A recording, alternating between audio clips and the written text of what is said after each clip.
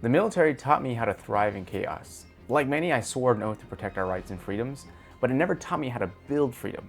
It gave me discipline, pressure, and some purpose, but no one handed me a playbook when the uniform came off.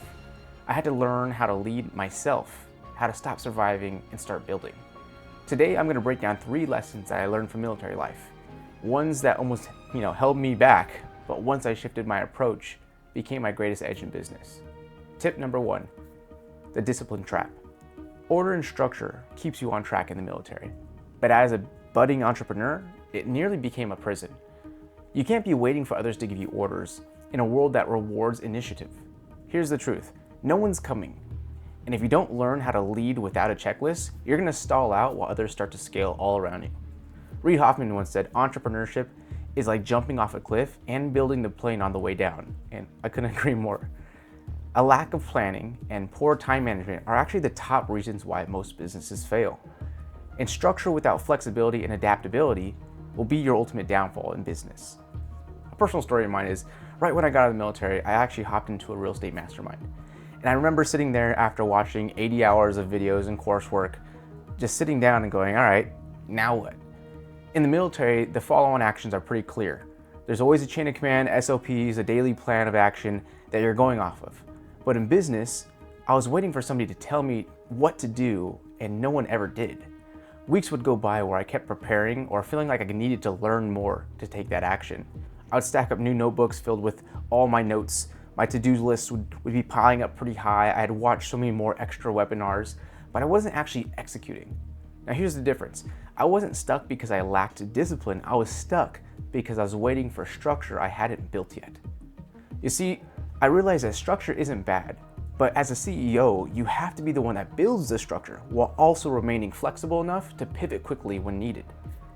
It finally clicked for me when I actually let a potentially great real estate deal slip through the palm of my hands, all because I hesitated, waiting for some kind of permission or plan. After that fell through, I realized no one's coming. You have to be the commander of your own ship. Look at me, sure, I'm the captain now. So I built out my own plan of action, one that moved with intention, not just a routine. And even though it cost me some time and money, eventually I built up my own battle rhythm, one that shifted from external discipline to internal ownership. Tip number 2, the Burnout Badge. In the military, having a high pain tolerance, both mental and physical, is kind of a flex. But in business, it's a silent killer. In the military, it's common to wear your exhaustion like a badge of honor. Who did the toughest, most challenging trainings or tests or so on and so forth. But as a CEO, I realized grind with no strategy isn't cool at all. It's just kind of dumb. You can't outwork a lack of clear direction in your business.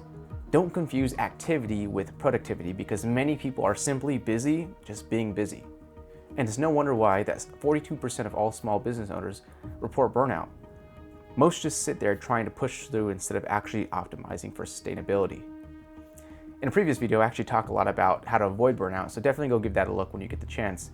But the bottom line is this, I've experienced burnout like many other people, and I experienced it thinking I was gonna be disciplined. Just do it! But I wasn't actually leading, I was just surviving. And eventually I had to replace the grind with time optimization and a clear goal. Tip number 3, building a team. In the uniform, I never had to question who had my back.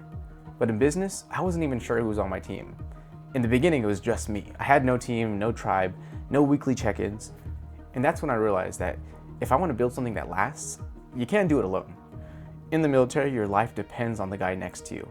There's always a level of clarity and trust and alignment that the team shares as a whole. But when you launch a business, I was wearing literally every hat: sales, ops manager, marketing, cold caller, etc. I wasted a lot of time trying to do it all myself, and honestly, it cost me more than what I should have allowed it to. Luckily, I had some good mentors to rely on that taught me something critical. You don't build a business, you build people, and the people build business. Wearing every hat is a necessity in the beginning, especially if you're starting out alone, but it's supposed to be temporary. The day I partnered up and actually started hiring people strategically, everything starts to change. Remember, the right team, they don't just support you. They're actually a force multiplier that will help scale you. And at the right point in time, you need to invest into building your team for yourself. That way you can stop working in your business and start working on your business. Look, the military gave me orders, but business actually gave me clarity and some vision. If you're an entrepreneur building a legacy around business, family, and faith, this is your channel. Hit subscribe.